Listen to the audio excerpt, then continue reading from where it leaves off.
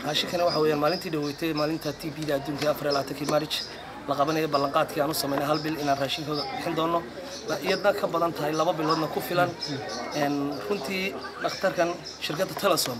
wax badan bay ka qabataa weligeed wax bay ka qaban jirtay jiilka weyn ee dhakhtarka weyn u shidma waxa keentay shirkadda Telesom maalin dhaweeytay waxa jiin qalliinka lagu sameeyo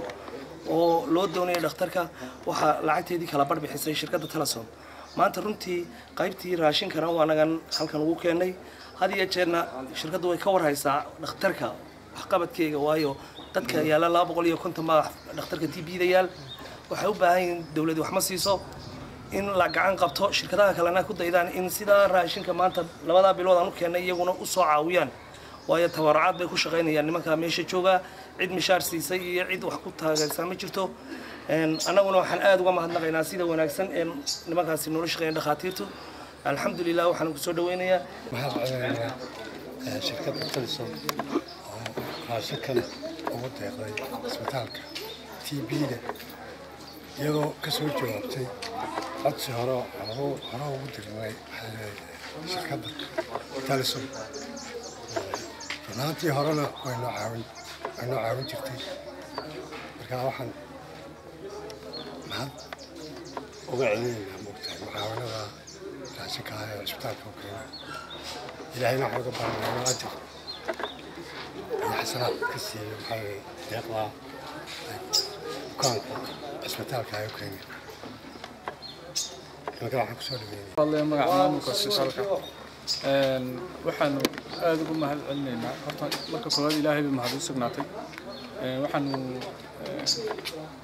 ugu mahadnaqaynaa shirkadda Telesom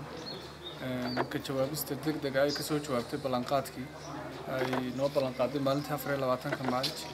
inay bukaanka ugu deeqday raashinka ugu yaraan muddo hal bil ah waxaan aad iyo aad marka shirkaddan Telesom oo ah shirkad runtii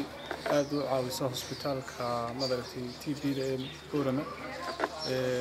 waxaanu leenahay waad ku mahadsantiin kolley waan naga filaynaa intaa iyo in ka badanba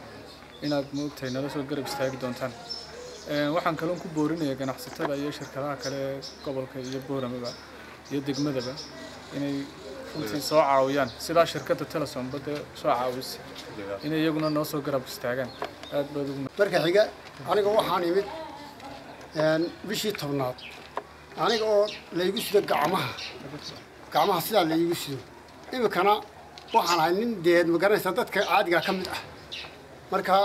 waxaan walaalaha iyo ummadda Soomaaliyeed kala talinayaa inay soo gargaaraan walaalaha dhakhtarka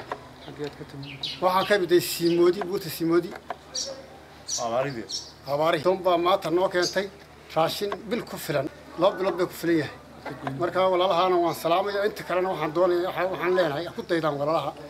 Telesom si fiican ay naga soo yeeleen